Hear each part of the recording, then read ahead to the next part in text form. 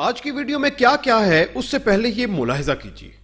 عزیز ساتھیو، سوپ، یخنی، گوشت کے پکوان، پنیر، دیسی گھی، مکھن اور شہد کا استعمال نہ صرف صحت کو بحال اور قائم رکھتا ہے بلکہ کئی جسمانی امراض سے چھٹکارا بھی دلاتا ہے۔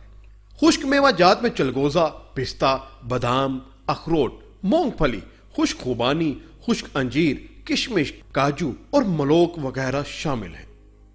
عزیز ساتھیو، میری اس ویڈیو کے آگے بڑھنے سے پہلے نئے آنے والے ساتھیوں سے گزارش ہے کہ وہ چینل کو لائک اور سبسکرائب کرنا مت بھولیے گا اور ساتھ ہی لگے ہوئے گھنٹی کے نشان کو بھی ہلکا سا چھو دیجیے۔ مجھے امید ہے یہ کیا ہوا فیصلہ آپ کا ضرور اچھا ثابت ہوگا۔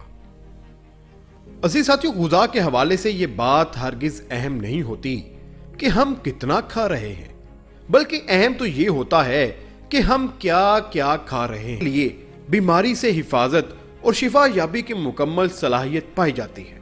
موسم کی مناسبت سے متوازن غذا کا استعمال ہمیں ایک بڑی حد تک کئی امراض سے محفوظ رکھ سکتا ہے۔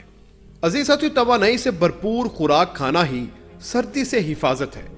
ایسی تمام غذائیں جو کیلوریز اور حرارت سے لبریز ہوتی ہیں، موسم سرما میں خشک میوہ جات، سوپ، یخنی، گوشت کے پکوان، پنیر، دیسی گھی، مکھن اور شہد کا استعمال نہ صرف صحت کو بحال اور قائم رکھتا ہے بلکہ کئی جسمانی امراض سے بھی چھٹکارا دلاتا ہے۔